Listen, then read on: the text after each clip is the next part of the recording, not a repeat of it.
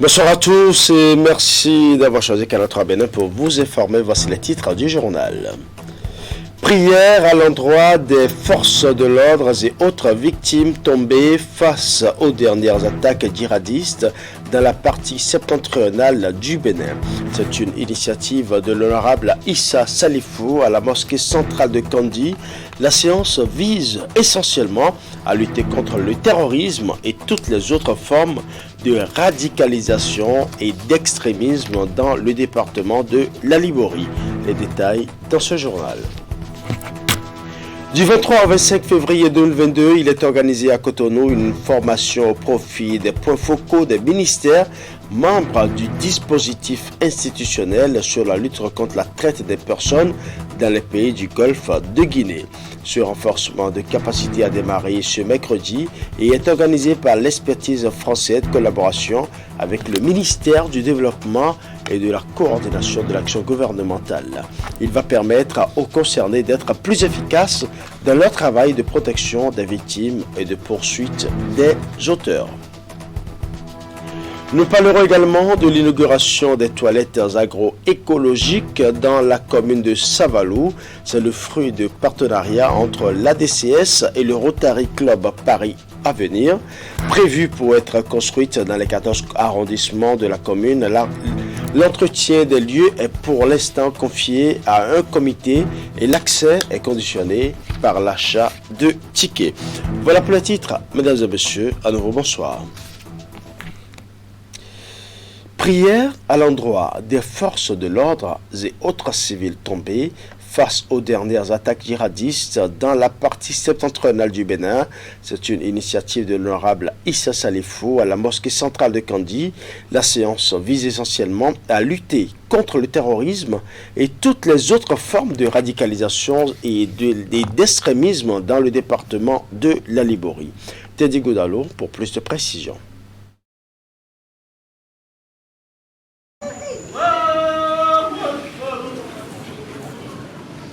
Séance de prière de la communauté musulmane de Kandi en vue de lutter contre le terrorisme et toute autre forme de radicalisation et d'extrémisme dans le département de la Liborie. Sous l'égide de l'honorable Issa Salifou, les responsables communaux de Malanville, de Kandi et d'autres élus du parti Union progressiste y ont pris part. Nous avons décidé donc de prier pour la nation et de prier pour nos 3 communes qui sont frontalières au parc W, qui vous souviennent, mesdames et messieurs, que très récemment, il y a donc des affrontements entre les djihadistes et les forces de sécurité de notre pays, ce qui s'est soldé par des morts des patriotes, des Béninois, ce qui ne doit pas nous laisser indifférents. Seule la prière peut sauver. Seule la prière peut calmer le vent fort. Je voudrais demander à Dieu, Allah Tout-Puissant, le très miséricordieux, qui nous donne la paix dans nos communes, dans nos départements. C'est ici même à la mosquée centrale de Kandi que les fidèles de la religion ont imploré Allah pour sa protection sur le peuple béninois, notamment ceux frontaliers au parc de Pendjari. Les prières sont également allées à l'endroit des victimes du djihadisme en défendant l'intégrité du territoire national. Le Coran qu'on vient de lire tout à l'heure est plus fort que tout autre moyen pour faire face donc à l'insécurité. Et que je prie Dieu Tout-Puissant que, avec la grâce donc de ce Coran qui vient d'être lu, que le Bénin connaisse vraiment la paix et la sécurité et que nos communes frontalières donc du parc W, que ces communes-là connaissent vraiment la paix. C'est une cause commune et seule la prière ne peut qu'accompagner l'action gouvernementale pour l'atteinte des objectifs, souligne l'imam de la mosquée centrale de Kandi. Les supplications à Allah se poursuivent dans les maisons respectives pour que la paix règne au Bénin. Et pour ses nombreux services rendus à la nation béninoise, la doyenne du corps diplomatique a été distinguée ce mardi par la vice-présidente de la République du Bénin. Sahadji Abdou Sandi, ambassadrice extraordinaire et plénipotentiaire du Niger et fête commandeur de l'Ordre national du Bénin.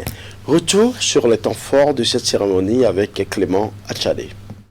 Nous vous faisons commandeur de l'Ordre national du Bénin. Elle est ainsi faite commandeur de l'Ordre national du Bénin par la vice-présidente de la République du Bénin à l'occasion de cette cérémonie empreinte de solennité devant une panoplie de personnalités diplomatiques. Sahadji Abdou Sandi reçoit ainsi la distinction honorifique la plus importante du Bénin après plus de 10 ans de mission diplomatique entre la République du Niger et celle du Bénin. Un moment de bilan et de reconnaissance des prouesses de la diplomate par les autorités béninoises pour des services qu'elle a rendus en sa qualité d'ambassadeur extraordinaire et plénipotentiaire du Niger. Le chef de la diplomatie béninoise, en lui disant au revoir, est revenu sur les qualités d'une femme compétente qui a marqué non seulement l'exécutif, mais aussi le peuple béninois tout entier durant son séjour. En recevant cette décoration qui me va droit au cœur et que je dédie à mon équipe de collaborateurs, je mesure tout l'intérêt que le gouvernement du Bénin attache à la qualité de nos relations. Je voudrais que vous soyez mon interprète auprès de son Excellence M. Patrice Talon, président de la République, chef de l'État, pour lui exprimer toute ma gratitude et mes sentiments de très haute considération. Jamais vous ne vous êtes répandu dans des journées locaux, directement ou indirectement, pour saper l'action de notre gouvernement. Au contraire, vous avez su toujours trouver les bons mots pour encourager M. le Président de la République, le Président Patrice Talon, et il vous l'a dit devant moi, dans la manière de gérer les affaires publiques de ce pays, à Madame l'ambassadeur, que je voudrais vous dire un grand merci au nom de cette maison. L'échange de coopération et d'amitié entre les deux pays a connu des avancées notables ces dernières années grâce à la volonté politique des dirigeants du Bénin et de son ami le Niger. Ceci sur le plan diplomatique, commercial, militaire, mais aussi sur le plan de la coopération transfrontalière. La vice-présidente de la République du Bénin a tenu à dresser ce bilan reluisant tout en réitérant l'engagement et la volonté du président Patrice Talon en faveur du développement et la promotion de la paix dans les deux pays. Quant à votre fonction de doyenne du corps diplomatique au Bénin, vos qualités intellectuelles, morales et sociales ont énormément contribué à votre réussite dans cette charge. Votre sens de l'écoute, du consensus, du respect des autres et de leurs aspirations a été déterminant dans l'atteinte de vos objectifs communs au Bénin. Les acquis du renforcement de nos liens sur divers plans sont entre autres la tenue de l'historique Conseil des ministres conjoints entre les gouvernements de nos deux pays, la mise sur pied des comités paritaires sur l'utilisation par le Niger du port autonome de Cotonou, la signature en 2019 de l'accord de coopération dans le cadre d'un projet de pipeline pour le transport du pétrole nigérien, le projet de développement des chemins de fer reliant les deux pays et leur extension à d'autres. La désormais doyenne du corps diplomatique dit avoir gardé des souvenirs impérissables du Bénin qui pour elle est un exemple. Elle a par ailleurs promis travailler pour un rapprochement continu des peuples nigériens et béninois partout où besoin sera. Une distinction honorifique achevée par cette courte séance photo pour immortaliser ce moment historique du bilatéralisme entre le Bénin et son ami le Niger, condamnés à vivre ensemble et à coopérer à cause de leur situation géographique, mais aussi des liens entre les deux peuples. Le Conseil économique et social CES ouvre sa première session ordinaire au titre de l'année 2022.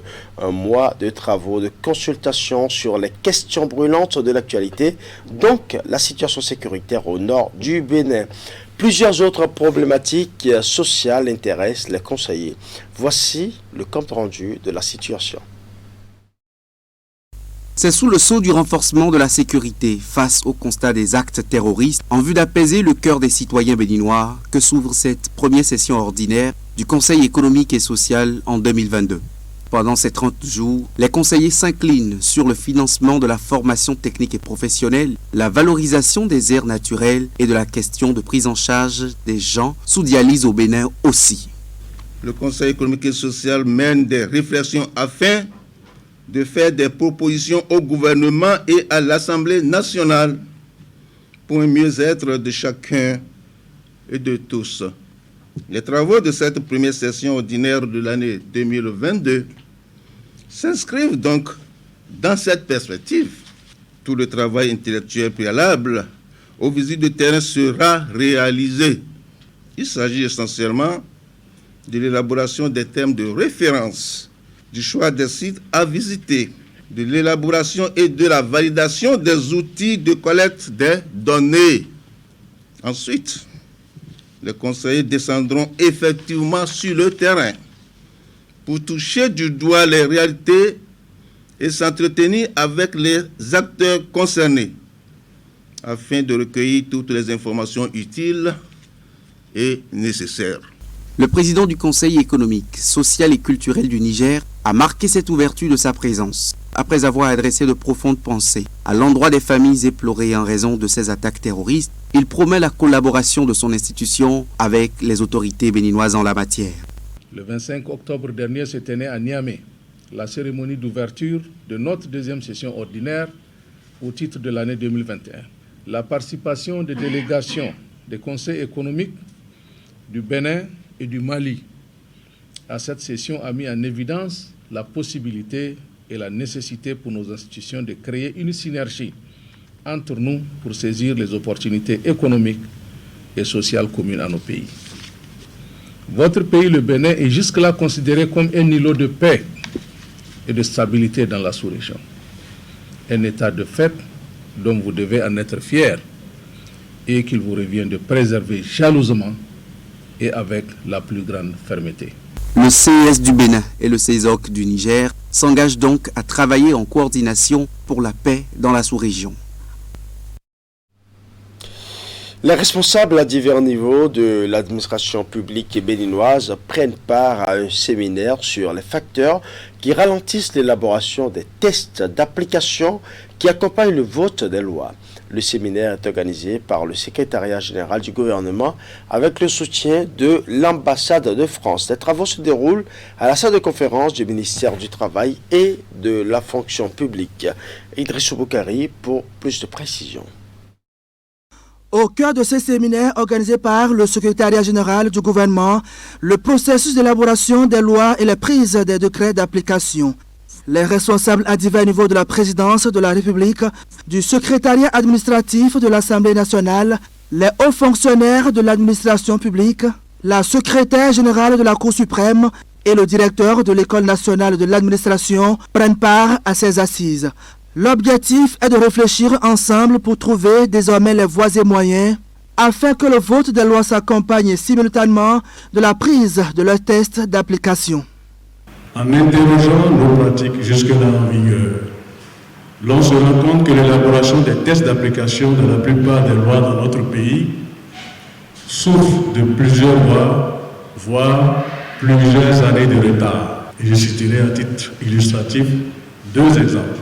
La loi numéro 86-013 du 26 février 1986 portant statut général des agents permanents de l'État a prévu 17 décrets d'application.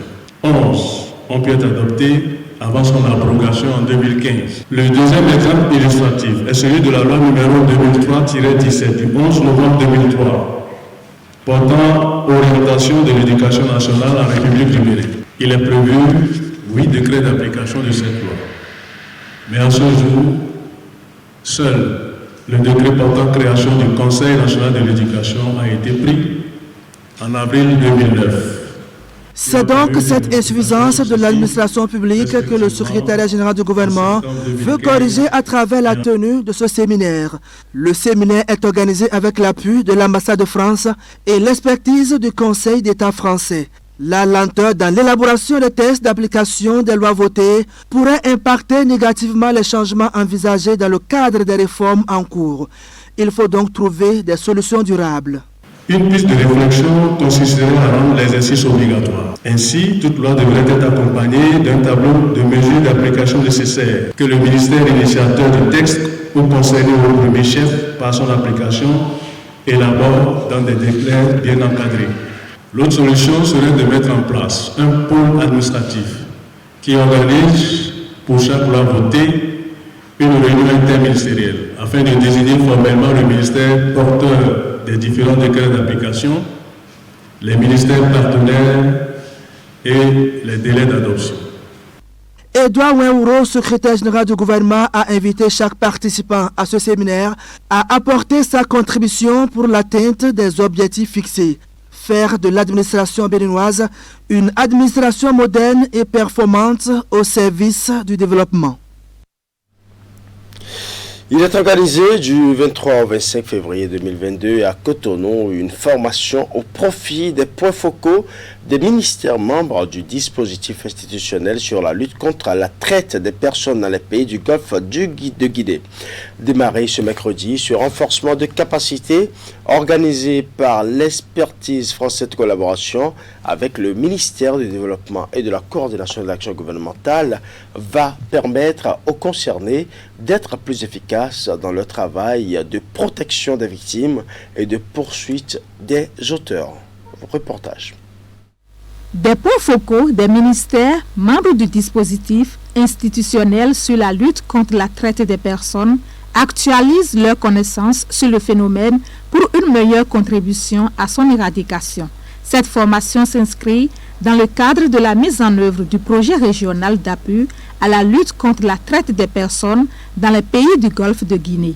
Exécuté par l'agence Expertise France depuis 2019, le projet est financé par l'Union européenne et cofinancé par la France pour ce qui concerne le Bénin et le Togo. Le trafic des êtres humains continue de prospérer et plus que jamais, il est nécessaire de renforcer la lutte. On ne lutte avec efficacité que ce que l'on appréhende bien. C'est donc l'objet de cette formation. Durant ces 3 jours, vous allez être renforcés dans votre compréhension du phénomène de traite et sur les bonnes pratiques en matière de prise en charge de victimes. À ce jour, on peut affirmer sans embâche que le dossier relatif à la lutte contre la traite des personnes au Bénin a connu une évolution encourageante grâce aux efforts conjugués de tous les acteurs impliqués. Le Bénin dispose désormais d'un document de politique relatif à cette lutte assorti d'un plan d'action. Nous devons nous en féliciter, mais cela sans pour autant verser dans l'autosatisfaction ni croiser les bras. Le projet régional d'appui à la lutte contre la traite des personnes touche 6 pays. Outre le Bénin et le Togo, le programme prend aussi en compte la Guinée, la Côte d'Ivoire, le Ghana et le Nigeria. Afin de mener à bien ce renforcement de capacité, des spécialistes de la question ont été ciblés pour animer les différentes thématiques au menu de cette formation. Entre autres, la clarification des concepts clés, la prise en charge, l'identification, l'enquête et bien d'autres. Et en vue d'atteindre cet objectif, en plus des discussions que vont utiliser les experts formateurs, il y aura des échanges et des présentations qui seront réalisés avec des exercices pratiques. Il est également prévu en début et en fin un pré-test et puis un post-test afin de pouvoir évaluer le progrès que nous aurons à réaliser durant ces 3 jours. Au-delà de l'aspect magistral, cette formation qui s'étend sur 3 jours mettra en avant le partage des expériences des différents acteurs en matière de lutte contre la traite des personnes. La version béninoise de l'application mobile résumant les pratiques recommandées en matière de gestion des accouchements a été adoptée ce mardi. Le projet est dénommé Safe Delivery Application, littéralement traduit par accouchement sans risque. L'atelier de validation tenu à Cotonou a été organisé par Plan International Bénin. Voici les précisions de William Cliquant. Les codes, normes et pratiques requises dans le processus d'accouchement sont désormais à portée de main des agents hospitaliers. Avec un smartphone et sans aucun besoin de données Internet, Safe Delivery Application permet à la sage-femme ou au médecin de s'assurer du geste idéal à faire à chaque moment. Tout doute est donc éclairé. Et ce, grâce à l'ONG Plan International Bénin et ses partenaires qui ont domestiqué cette technologie au Bénin. Pour cause, l'état des lieux inquiétant sur la sécurisation des naissances. Les complications liées à la grossesse et à l'accouchement restent entre autres les principales causes de décès chez les femmes de la tranche d'âge de la procréation dans les pays en développement, dont la République du Bénin. Chaque jour, en effet, plus de 800 femmes meurent de causes liées à la grossesse dans le monde et près de 2 millions de nouveau-nés meurent chaque année à la naissance ou dans la première semaine de leur vie.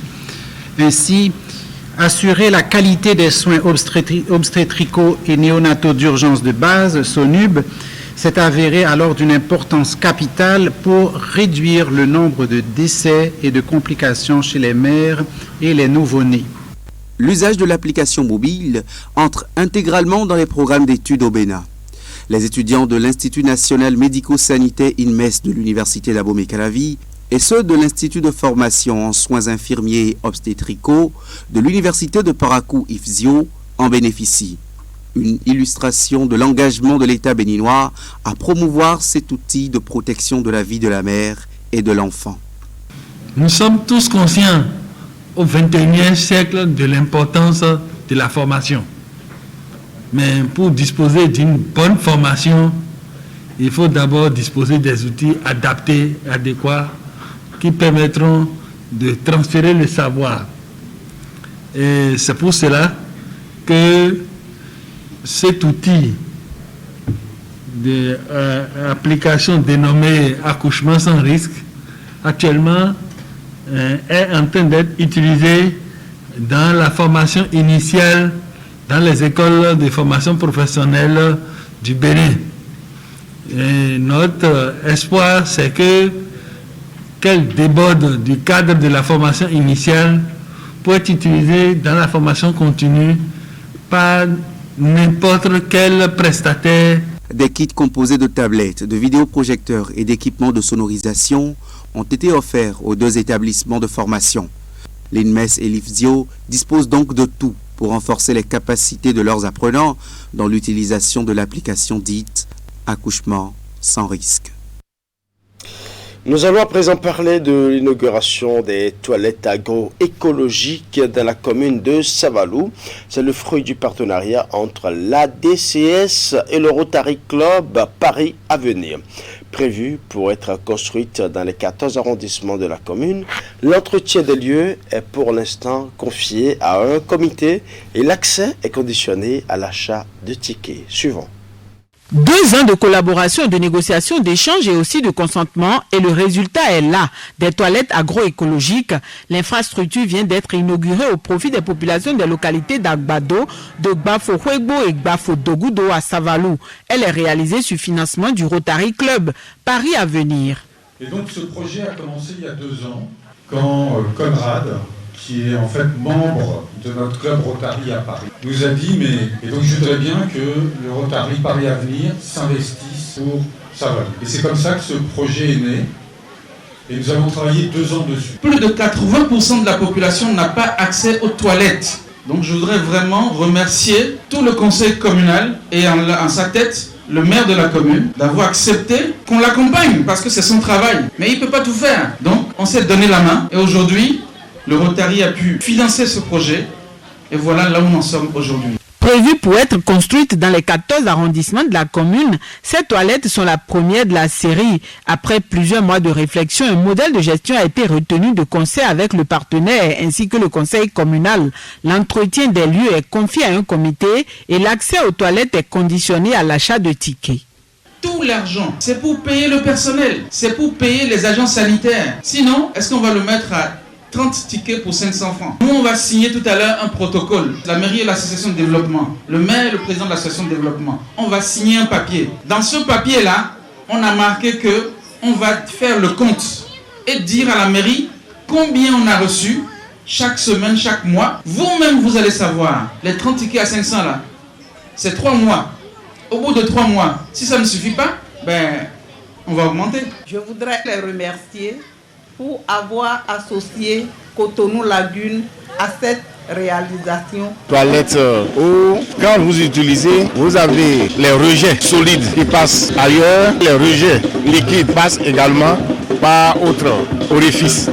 Les déchets, après un certain temps, sera encore recyclé et utilisé dans nos jardins, dans nos champs, comme de l'engrais organique. Je tiens sincèrement à leur dire merci et que nous attendons. Les autres arrondissements sont très impatients de bénéficier de ce type d'ouvrage. Déjà impatients d'accueillir les 13 restants, les populations ont aussi exprimé leur gratitude à travers des chants et danses.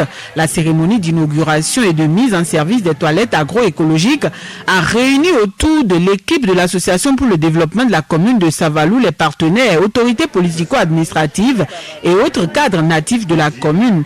Tous ont salué le dynamisme du président de l'ADCS. Conrad Baguidi, quant à lui, a promis continuer le combat pour le développement de Savalou. Voilà, ce sera tout pour ce journal. Merci pour votre aimable attention. Bonne soirée chez vous.